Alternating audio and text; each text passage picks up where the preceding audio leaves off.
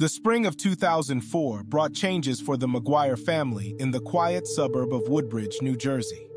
After years of renting, 31-year-old Melanie and her husband Bill, 39, were finally able to afford their own dream home. After signing the paperwork for their April mortgage deal, they were looking forward to moving into their spacious new $500,000 home. However, this joyous event hid the cracks in the once-loving couple's relationship.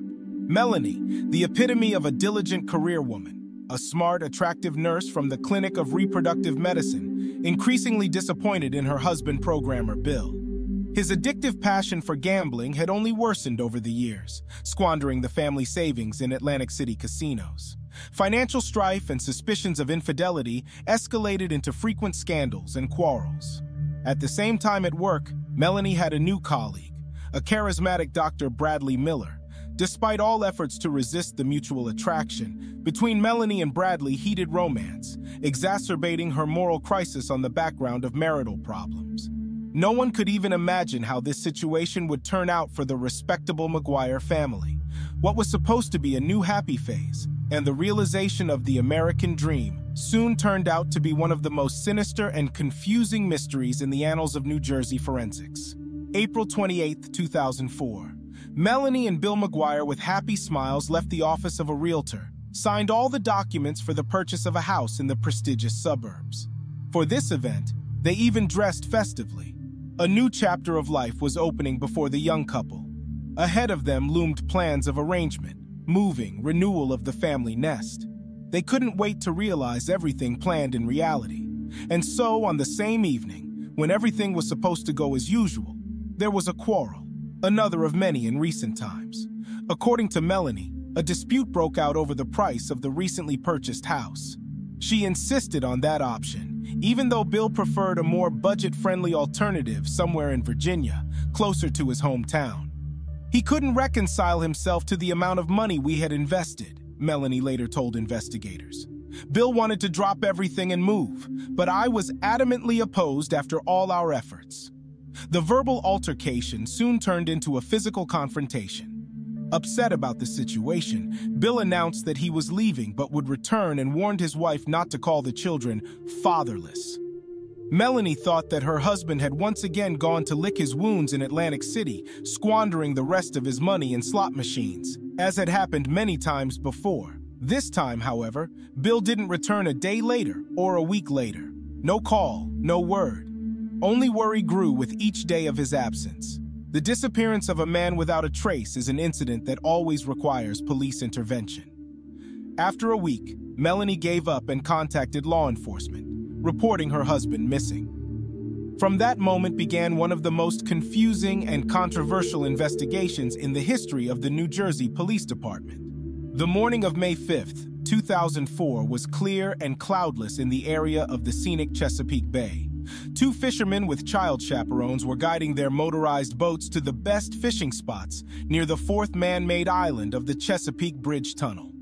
Thomas Milbrandt and his acquaintance Bill Kemish were setting up their gear, planning to spend a nice sunny day on the bay waters, when their boat suddenly began to storm. At first glance, it appeared to be fish or debris in the motor, but the cause of the unrest quickly became apparent. Right on the course, about 30 feet from us on the port side, I saw protruding from the water something like the handles of a suitcase, Thomas later recalled. At first, I thought it was just someone's lost luggage that had fallen overboard. Wasting no time, the experienced sailors headed toward the target and began pulling the find into the boat. However, what awaited them horrified even the fishermen who had seen the sights. The bulky leather suitcase turned out to be wrapped in something like a garbage bag at a closer look. We picked it up with a dredge and began to unwrap it with care, fearing a possible chemical spill, Milbrandt continued. But we soon realized there were human remains inside. Bloody feet with the remains of legs almost fell out of the torn plastic. The children, who had hitherto watched the adults' actions with curiosity, broke into screams of horror, accompanied by hiccups of gagging. The bewildered men made a sensible decision. Immediate assistance from the emergency services was required. Thomas Milbrandt's alarm call to the Marine Rescue Desk was handled with the utmost urgency. Emergency police, lifeguards, and forensic teams were quickly dispatched to the scene of the ominous find in the waters of the Chesapeake Bay. Arriving first, water police and ambulance crews immediately cordoned off the area where the strange suitcase with human remains was found. The initial examination of the fished find only confirmed the first terrible guesses. In the suitcase were indeed fragmented human remains, both legs cut off below the knees. Forensic experts labeled this evidence under the letter A. The condition of the tissue indicated that the body parts had been in the water for 3 to 6 days, commented Senior Investigating Officer Mike Berry. The victim was most likely killed elsewhere, but for some reason the corpse was dismembered and put into luggage. Wasting no time, a full murder investigation protocol was put in place. The shores and waters of the Chesapeake Bay within a radius of several miles were surveyed thoroughly, using sonar and divers, and these efforts bore their ominous fruit. Just 6 days later, on May 11th, one of the observers, student volunteer Peter Hansen, who was making his rounds along the coast of Fisherman's Island as part of an environmental campaign, came across a new eerie find. His attention was drawn to a bump that rose on the shoal at low tide. As he got closer, the young man was horrified to recognize the outline of a large travel suitcase. "At first I thought it looked uncannily like those bags from the news," recalled a shocked Hansen. "But I nipped that thought in the bud and dismissed it as a delusion. As soon as I approached the hillock, however, it reeked with a horrible stench of decay that made me gulp down half a flask of water." Keeping his composure, the student volunteer backed away from the discovery and radioed the emergency services. When investigators and forensic scientists arrived, they found the remains of a torso with 2 bullets lodged in it.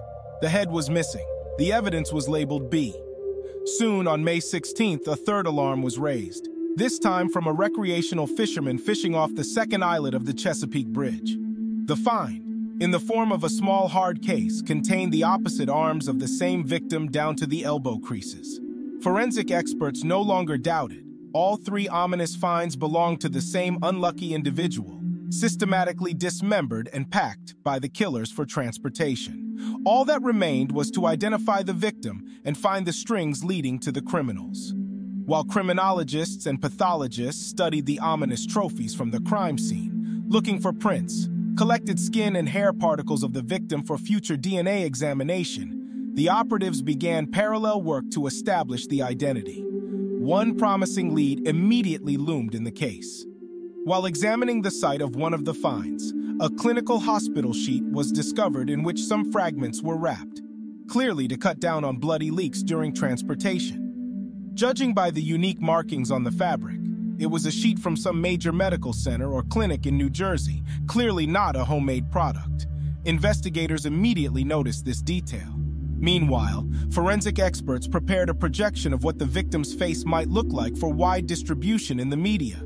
Just 5 days after the first find, one of the victim's buddies, recognizing the reconstructed portrait of the man, made a sensational statement. "This guy looked a lot like my buddy Bill McGuire, a neighbor from Woodbridge with whom I used to play poker together," Arthur Ross reported at the time. Bill had gone missing a couple weeks ago. No one could find him. So when I saw this portrait on the news, it was a disturbing thought.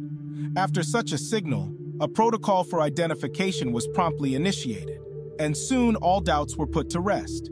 The prints collected by forensic experts from the crime scene gave a full match with the data on the missing several weeks ago, William Terrence McGuire, a 39-year-old native of Virginia.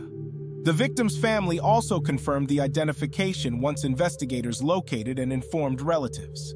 Melanie McGuire was saddened to learn of the tragic discovery that pointed to the violent death of her husband, Bill. However, according to police observations, the widow displayed puzzlement and shock rather than the genuine grief one would expect in such a situation. Despite her assurances that she and Bill had recently been experiencing serious marital problems due to his gambling addiction and financial profligacy, this alarming emotional indifference, coupled with the circumstances of the crime, immediately led investigators to certain suspicions. "The case seemed far from ordinary," recalled senior investigator Mike Berry. "The way the evidence was concealed, the lack of apparent motive by bystanders, the suspicious people in the victim's inner circle, everything pointed to the fact that this was a domestic crime and Melanie could have been directly involved. In order not to scare off a possible criminal, the investigators decided to keep a covert surveillance of Melanie and her entourage for some time. Operatives had to figure out all the links of the chain, from preparation to execution of the murder and concealment of evidence. Already at the initial stage of this strategy brought the first fruits. It turned out that just a couple of days before Bill's disappearance, April 26th, Melanie unexpectedly purchased in one of the gun stores in Easton, Pennsylvania, a pistol caliber .38 caliber with atypical bore cartridges. Under questioning, the nurse attempted to mislead the investigation by stating that she had purchased the gun allegedly at Bill's own request for self-defense. However, forensic experts later established two important details. First, in the body of the deceased, found exactly such bullets caliber .38, and one of them was the cause of the fatal head wound. And second, according to the sales receipt, Melanie had also purchased, along with the gun, some $9.95 worth of merchandise that turned out to be perfectly matched ammunition for the weapon. This was our first direct signal that Melanie was involved in the murder of her spouse, stated investigator Barry. Her behavior began to show inconsistencies, attempts to mislead us. However, it was clearly not enough to bring charges against Melanie. More evidence was needed, direct proof of her involvement in the incriminating act. The next important find was small particles of human flesh, so-called human shavings, which were found in Bill McGuire's personal car, a 2002 Nissan Maxima. According to McGuire's Easy Pass system records, that vehicle was driven through Delaware toll plazas one day after Bill's disappearance. Melanie herself explained that she wanted to get rid of the car, leaving it in the parking lot of an Atlantic City casino as a kind of revenge for her husband's inattention. But the most disturbing coincidence was the results of the forensic chemical examination. Specialists concluded that the particles found in the trunk of Bill's car, fibers of polyester filler, often used to upholster home furnishings, strikingly coincided with scraps of green fabric removed from the victim's wounds. And in the McGuire house, as it turned out, there was a rather old but oversized sofa with just such green upholstery. It turned out that Bill was killed by point-blank shots through a cushion or part of this sofa, which subsequently disappeared from their home without a trace. And the cherry on the cake was the discovery in the house of a clinical hospital sheet, fragments of which were used to compactly pack Bill's remains before transportation. This one-of-a-kind cloth with special distinctive markings was identical to those used at the fertility clinic where Melanie worked. It was becoming increasingly clear that Bill McGuire's murder was unlikely to have been the work of outside intruders. Too many strange details indicated that none other than his own wife could have been involved in his death. One of the important clues in the case of the murder of Bill McGuire was a hard-won recording of a telephone conversation between Melanie and her colleague at the Clinic of Reproductive Medicine, Dr. Bradley Miller. While listening to the recording, investigators were struck by the frankness of the conversation. Melanie spoke openly to Bradley about how she disposed of her husband and detailed how she dismembered his body for later transportation. "We needed a substantial motive for such a brutal crime," recalled investigator Barry. And this conversation removed the last doubts. It turned out that the last few months Melanie lived like a volcano. Relationship with her husband Bill was on the verge of rupture because of his addiction to gambling and financial profligacy, which could leave their family homeless. Then there was the passionate affair with the charismatic Dr. Miller, a colleague from work. "I couldn't live like that anymore," Melanie candidly confided to her lover in that conversation. "Bill squandered all our savings in the casino, threw money to the wind, and I'm working like a damned at 2 jobs to make ends meet." According to Melanie herself, in all her troubles was to blame for a bad husband. She also considered her children unhappy because of the constant major scandals in the family. Apparently, the breakup was a matter of time, and everything could have ended in a painful divorce. But then Melanie and Bradley had a fateful thought. "We just wanted to be free and happy, honey," Melanie continued conversationally. "And Bill would never give me a divorce. You know how possessive he is. There was only one way out." Investigators were no longer in doubt. Melanie McGuire was the mastermind behind the murder of her husband for the dream of a new life with the wealthy Dr. Miller. But how to prove her guilt? Chapter 5. Dr. Miller's Confession. With the tape of Melanie's revelations, investigators still had no direct evidence against her accomplice. Dr. Bradley Miller. Yet his involvement in the crime was unquestionable, so the detectives went for a clever move, embedded an undercover operative in Miller's inner circle. His job was to ferret out the details and induce the doctor to make a frank confession on special equipment for audio and video recording. It was a big risk, recalled Operative Jason Griffin.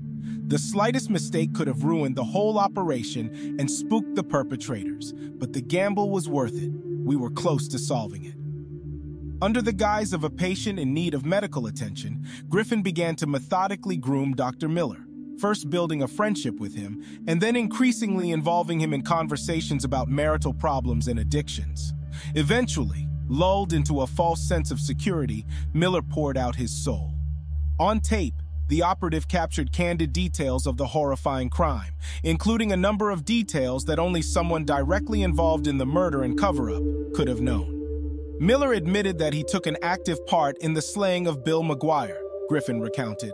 For the sake of his mistress and the prospect of a new life with her, the doctor went to any extreme.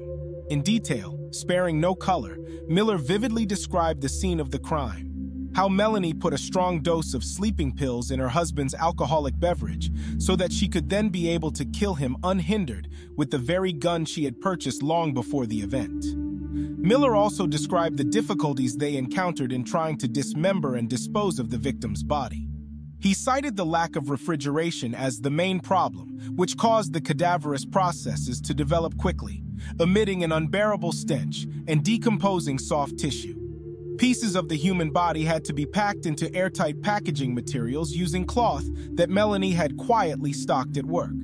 After that, the remains were transported in the trunk of the victim's car across the country, but not far from the destination, Melanie, out of caution, decided to throw the bags with the corpse in the waters of the Chesapeake Bay. Having now irrefutable evidence of guilt, the confession of Dr. Bradley Miller, and a number of circumstantial evidence, the investigators proceeded to the final stage of the operation. All that remained was to arrest the prime suspect, Melanie McGuire. The capture of the perpetrator was carefully planned to eliminate any possibility of escape or resistance. On June 2, 2005, just over a year after the murder, at the moment when Melanie was picking up her sons from kindergarten, she was blocked by an entire team of armed special agents. She didn't even try to hide or resist, recalled investigator Barry. I think Melanie guessed that sooner or later, we would get to her. Her face was terribly pale. She looked lost and depressed. The arrest proceeded in full accordance with prescribed protocol. Melanie was arrested on a charge of first-degree murder and taken to the county jail. There, a host of new surprises and hard evidence against her awaited her. Chief among them were the results of a digital forensic analysis of Melanie's home computer. Analysis of the hard drive revealed that in the months before the murder, the nurse had made a series of suspicious internet searches. Among them, how to legally purchase a gun, best ways to poison yourself, perfect murder and covering up the trail, and the like. These findings clearly indicated that Melanie was acting according to a well-thought-out plan, long before realizing her criminal intent. She prepared the murder of her husband literally step by step. In addition, it was discovered correspondence between Melanie and Dr. Miller, where they openly discussed ways to get rid of Bill as an obstacle to their happiness. The interlocutors did not just speculate on distracted topics, but quite specifically planned alibis and the destruction of evidence after the crime. Experts also found that on that ill-fated evening of April 28th, Melanie managed to send to delete the history of visited sites and correspondence with her accomplice. But digital traces were still left behind, recovered retroactively by forensic experts. If that wasn't enough, Melanie signed her own final judgment in one of her first interrogations. Talking about the latest events on the eve of Bill's disappearance, she herself mentioned that they had a serious quarrel over the purchase of a house. Her husband wanted to live somewhere in Virginia closer to home, but Melanie insisted on moving to the suburbs of Woodbridge. A fateful mention flashed through her words that Bill, because of his disagreement with her decisions about their new home, would simply never come back, investigator Barry recalled. It was as if Melanie had inadvertently let slip her true intentions, followed by murder. After such confessions and evidence, there was no doubt about Melanie McGuire's guilt. especially since other physical evidence of her complicity was soon found. With the evidence finally sealed, the prosecutor's office had every reason to bring the most serious charges against the defendant. In support of his words, the prosecutor showed a number of irrefutable evidence against the defendant. This included information about her acquisition of a firearm a couple of days before the murder, traces of this weapon at the crime scene, a detailed history of internet requests for the perfect murder made by Melanie, as well as her own reservations during the first interrogations. One of the key pieces of evidence was a tape recording of a conversation between McGuire and her accomplice, Dr. Bradley Miller. On it, Melanie described in detail how she had committed the dismemberment of her husband's body and planned to cover up the crime. This woman was so ruthless and cold-blooded that she went to the heinous act of dismembering the body of her own husband after killing him, persuaded the prosecutor, addressing the jury. The climax of the prosecutor's speech was the appearance of Dr. Miller himself, Melanie's main accomplice, on the witness stand. Under the pressure of the evidence, Miller decided to cooperate with the investigation and give exhaustive testimony against his former mistress. Disgraced doctor without secrecy vividly described all the events of the tragic night of April 28, 2004, how Melanie drugged Bill McGuire with sleeping pills, then shot him in cold blood, and later with his, Miller's help, dismembered and packed the body to hide the traces of the crime. The jury was presented with a truly heinous picture of a domestic murder for a petty reason, the desire of the criminal couple to find freedom and a new life. Melanie's lawyers made desperate attempts to rebut this overwhelming accusation. They tried unsuccessfully to question the admissibility of a number of pieces of evidence as set up and falsified by the investigation. The defense pointed to the lack of direct evidence of the crime, operating only on circumstantial evidence. However, the persuasiveness of the prosecution's case, supported by the confession of Miller's direct accomplice, nullified all defense counterarguments. After weeks of deliberations, the jury was presented with the entire case file for a final verdict. On April 23, 2007, nearly 3 years after the brutal murder of Bill McGuire, the jury announced its final verdict in the case. After hours of spirited debate, they found Melanie McGuire guilty of first-degree premeditated murder with all aggravating circumstances. Before the verdict was announced, the courtroom was dead silent.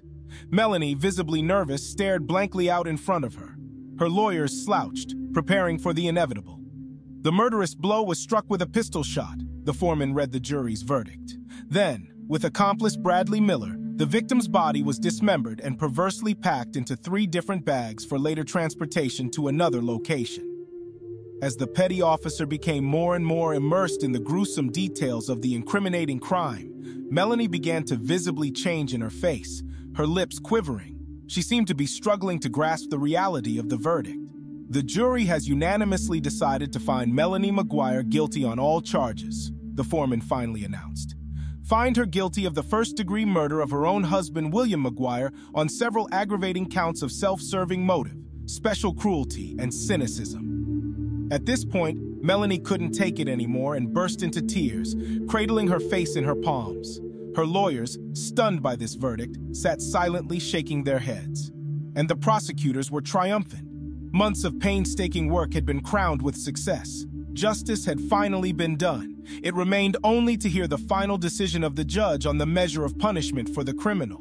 And here the jury was also unequivocal. They recommended a life sentence for Melanie McGuire without parole for a minimum of 63 years.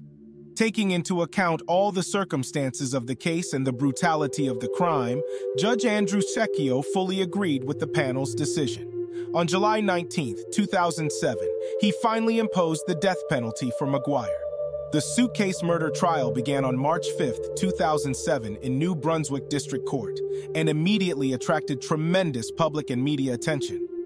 The prosecution openly proclaimed that there was overwhelming evidence against Melanie McGuire, pointing to her direct involvement in the brutal murder of her husband. Prosecutor Christopher Aubin, in a rousing opening statement, painted a grim picture of events for the jury. According to his version, Melanie McGuire was a greedy, heartless woman who put her own happiness and well-being ahead of the lives of others, even those closest to her. Material values and short-term whims completely overshadowed in her elementary sense of humanity, convinced Aubin broadcast. Out of selfish motives, wanting to find a new life with a rich lover, this woman planned and cold-bloodedly carried out the murder of her own husband, the father of her children.